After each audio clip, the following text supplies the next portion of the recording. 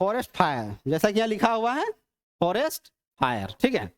तो जंगल में आग का बात कर रहे हैं, जंगली आग का बात कर रहे हैं। तो जंगली आग, जंगल में आग क्यों लगता है?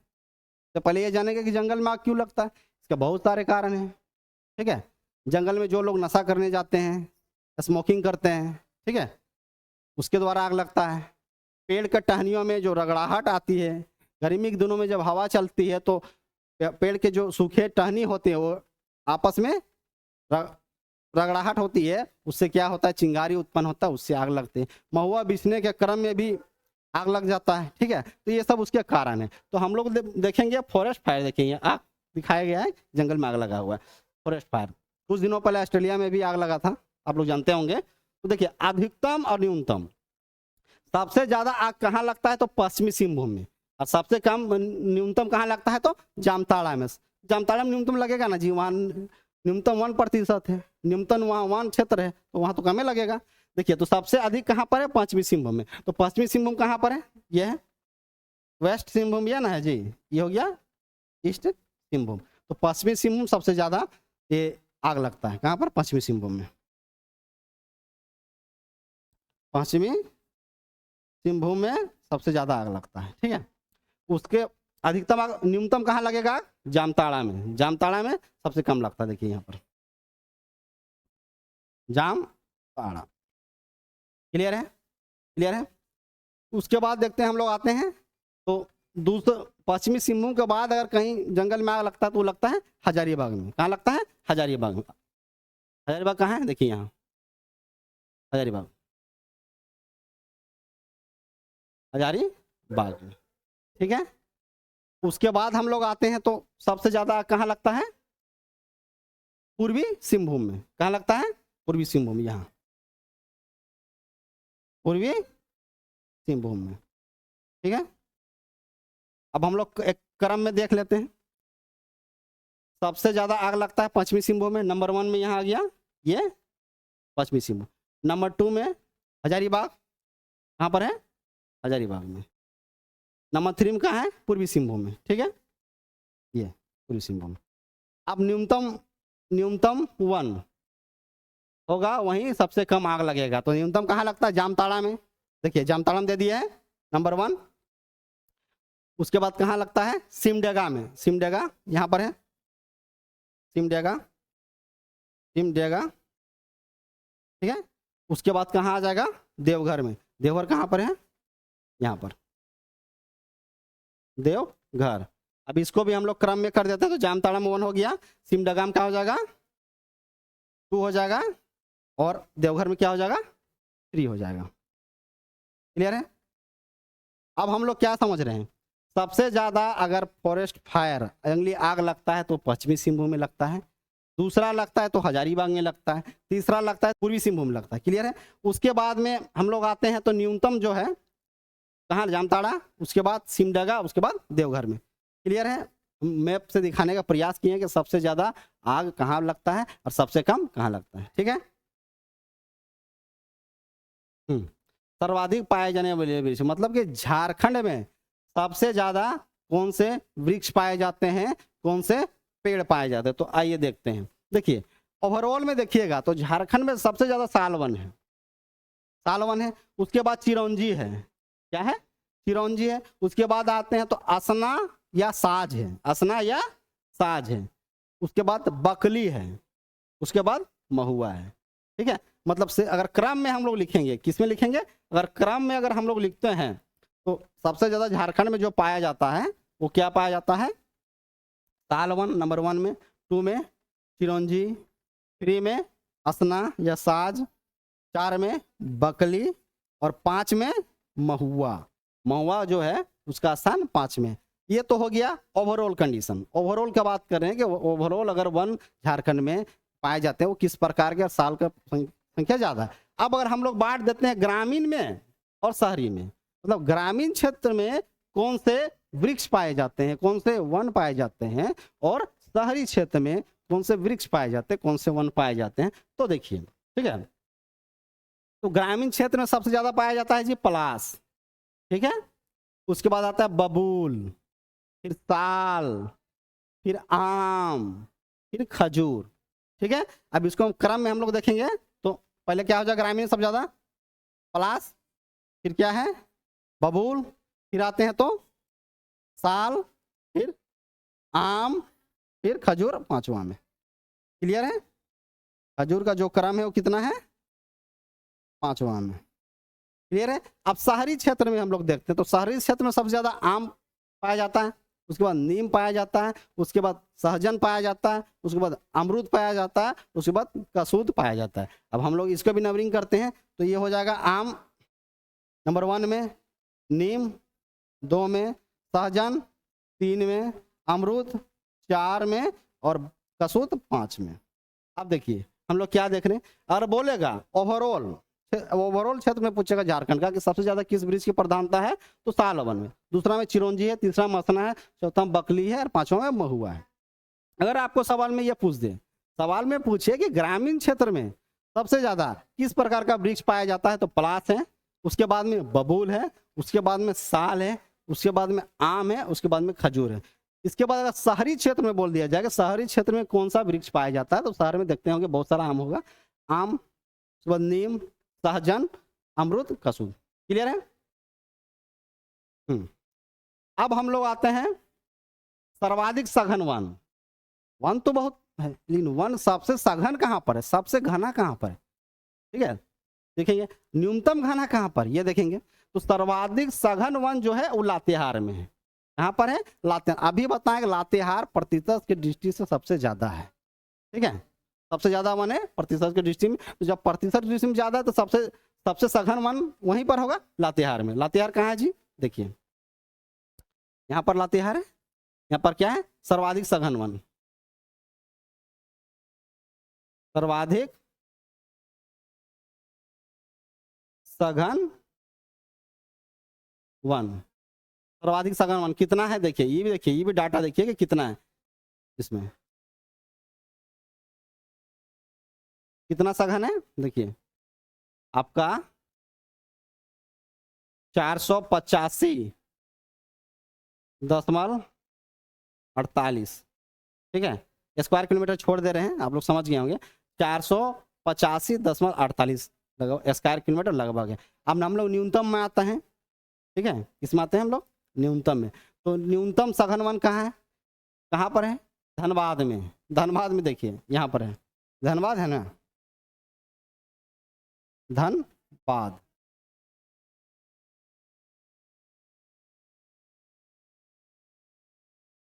धनबाद में है न्यूनतम सघन वन, न्यूनतम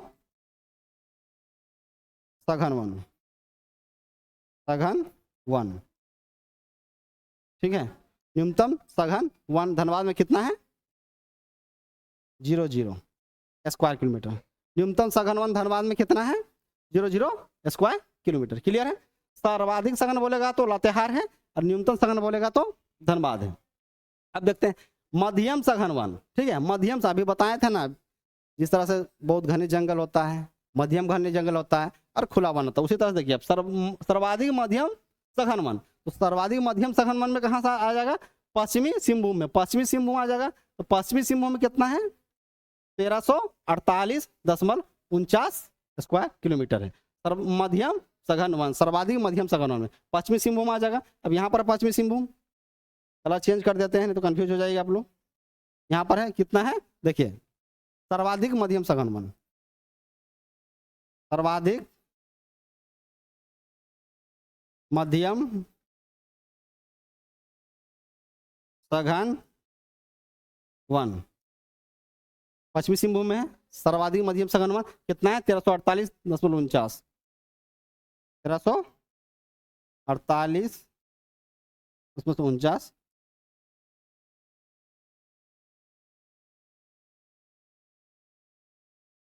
स्क्वायर किलोमीटर, ठीक है। सर्वाधिक मध्यम सघन वन कहाँ है, पश्चिमी सिंहभूम में, देखिए सर्वाधिक मध्यम सघन वन 1348.49 स्क्वायर किलोमीटर। इसके बाद हम लोग अब सर्वाधिक सघन मध्यम सघन वन आया तो न्यूनतम मध्यम सघन वन भी आएगा। तो न्यूनतम मध्यम सघन वन कहाँ पर है, देवघर में है। कहाँ पर है, देवघर में। अब देवघर में हम लोग आते हैं, देखिए आपका ये देवघर हो गया, ये देवघर हो गया, कलर चेंज कर देते हैं, देवघर हो गया। देवघर में देखते हैं आप लोग कितना है न्यूनतम, न्यूनतम मध्यम सघन वन, मध्यम सघन वन, ठीक है। न्यूनतम मध्यम सघन वन कितना है 13-18 स्क्वायर किलोमीटर, ठीक है। ये हो गया। मतलब कि अगर पूछेगा कि सर्वाधिक मध्यम सघन वन कहाँ है तो पश्चिमी सिंहभूम में है, और न्यूनतम मध्यम सघन वन कहाँ पर है तो देवघर में। क्लियर है। इसके बाद हम लोग आते हैं सर्वाधिक खुले वन, ओपन फॉरेस्ट में आते हैं, अभी बता चुके हैं। सर्वाधिक खुले वन पश्चिमी सिंहभूम में। एक चीज देख रहे हैं, ठीक है, पश्चिमी सिंहभूम में सर्वाधिक मध्यम सघन वन भी है। क्लियर है, कंफ्यूज नहीं है। मध्यम सघन वन सर्वाधिक पश्चिमी सिंहभूम में है, और सर्वाधिक खुला वन भी कहाँ पर है पश्चिमी सिंहभूम में, यहीं पर है। क्या है देखिए, सर्वाधिक खुले वन,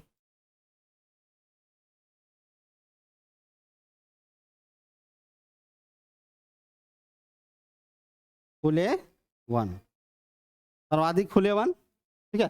कितना है 1561.77,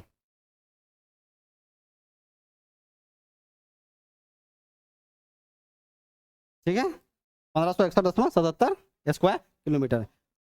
ये क्लियर हो गया। सर्वाधिक खुले वन पश्चिमी सिंहभूम।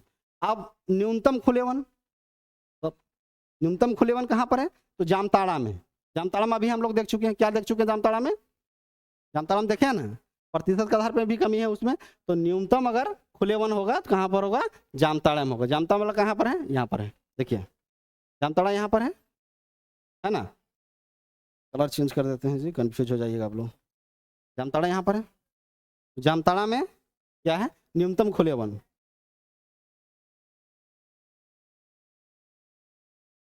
न्यूनतम खुले वन,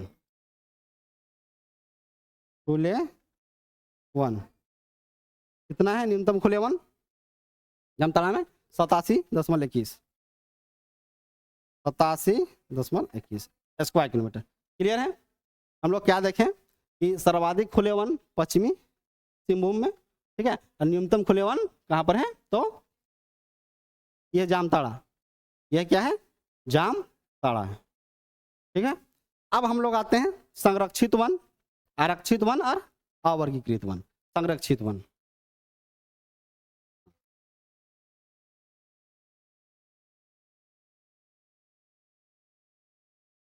संरक्षित वन,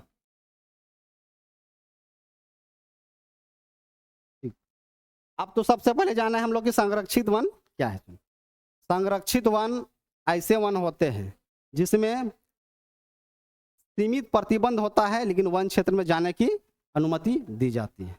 बात को समझिए। संरक्षित वन ऐसे वन होते हैं सीमित प्रतिबंध के साथ आप वन में जा सकते हैं, वन उत्पाद को ले सकते हैं, चराई कर सकते हैं, जिससे जंगल का नुकसान ना हो, वन का नुकसान ना हो। उसको क्या बोलते हैं संरक्षित वन बोलते हैं। तो संरक्षित वन में क्या हो जाएगा,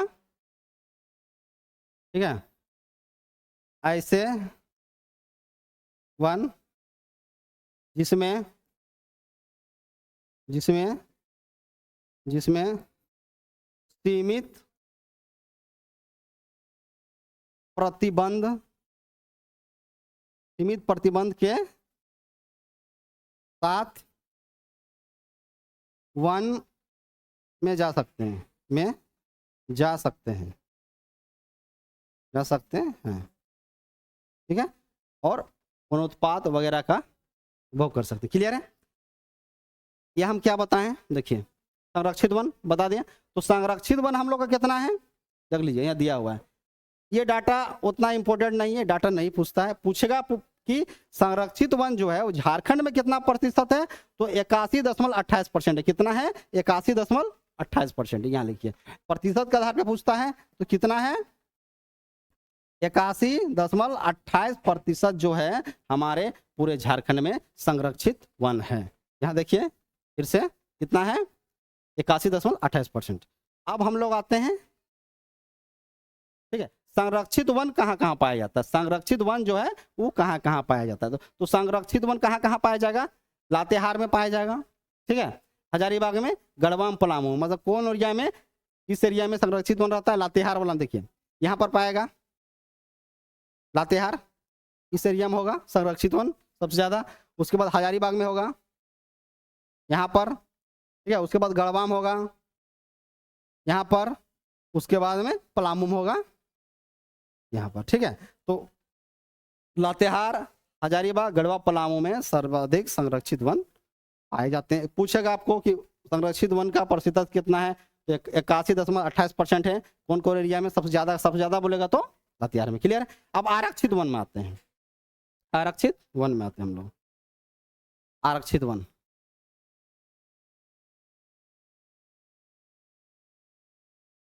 आरक्षित वन, आरक्षित वन मानते हैं, ठीक है। तो आरक्षित वन किसे कहते हैं? संरक्षित वन में सीमित प्रतिबंध था, तो आरक्षित वन में कहा होगा ऐसे वन जिसमें जाने की अनुमति नहीं होता है। ऐसे वन जहां पर प्रतिबंध होता है, उसमें हम लोग जो दैनिक कार्यकलाप है उसको हम नहीं कर सकते, हम जंगल में नहीं जा सकते, वो पूरी तरह से प्रतिबंधित एरिया होता है आरक्षित वन, ठीक है। ऐसा वन जिसमें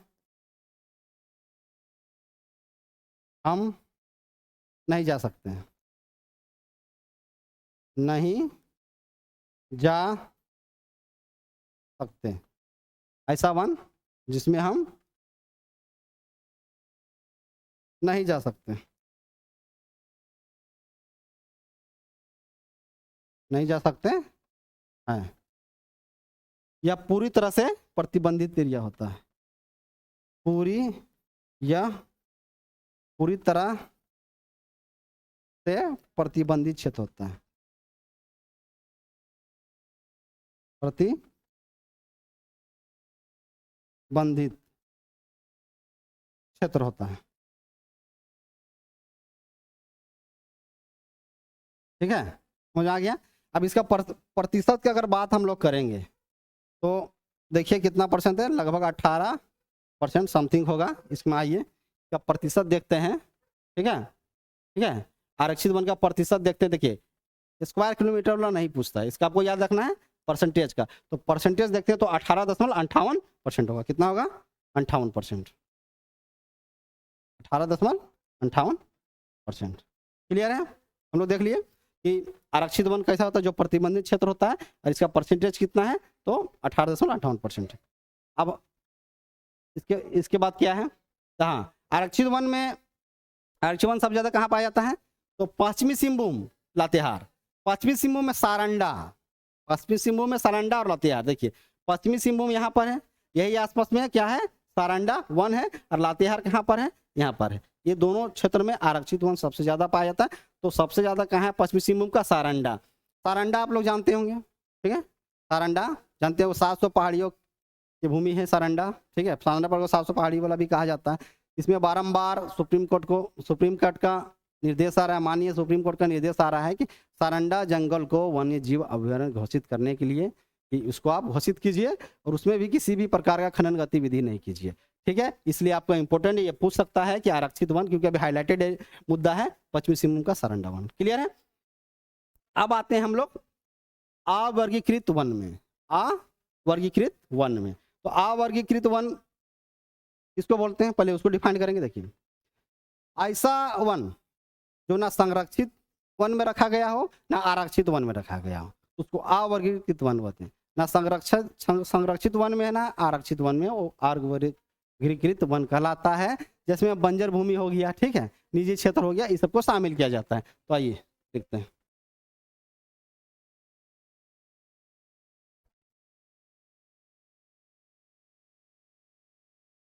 अवर्गीकृत वन, वन, अवर्गीकृत वन, ठीक है। किसको बोलते हैं? ऐसा वन, ऐसा वन जो ना तो संरक्षित वन और ना ही ना ही आरक्षित वन में शामिल हो, में शामिल हो। ठीक है, मतलब ना संरक्षित में ये शामिल हो ना आरक्षित में शामिल हो, उसको क्या बोलते हैं अवर्गीकृत। मतलब एग्जाम्पल में जैसे में आप लोग देखिएगा तो क्या हो जाएगा, जैसे में हो जाएगा आपका बंजर भूमि, बंजर भूमि, निजी भूमि, निजी भूमि भी मान सकते हैं अवर्गीकृत वन में। क्लियर है। अब देखिए इसका प्रतिशत में हम जाते हैं तो इसका परसेंटेज कितना है वो देखिए, प्रतिशत में हम लोग चलते हैं तो इसका परसेंटेज कितना है। देखिए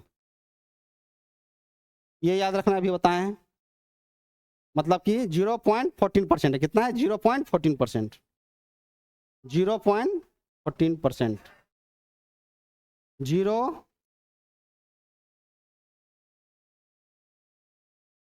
0.14% जो है वो अवर्गीकृत वन है। क्लियर है। देखिए 0.14% अवर्गीकृत वन है। अब अवर्गीकृत वन सबसे ज्यादा कहाँ पाया जाता है? तो साहेबगंज में पाया जाता है, पश्चिमी सिंहभूम में पाया जाता है, दुमका में पाया जाता है, हजारीबाग में पाया जाता है। मतलब सबसे ज्यादा अवर्गीकृत वन अगर बोल दिया जाए तो साहेबगंज यहाँ पर। ठीक है, यहाँ पर होगा। उसके बाद कहाँ होगा? पश्चिमी सिंहभूम में होगा, यहाँ पर होगा। उसके बाद कहाँ होगा? तो दुमका में होगा, यहाँ पर होगा। उसके बाद कहाँ होगा? तो हजारीबाग में होगा। क्लियर है।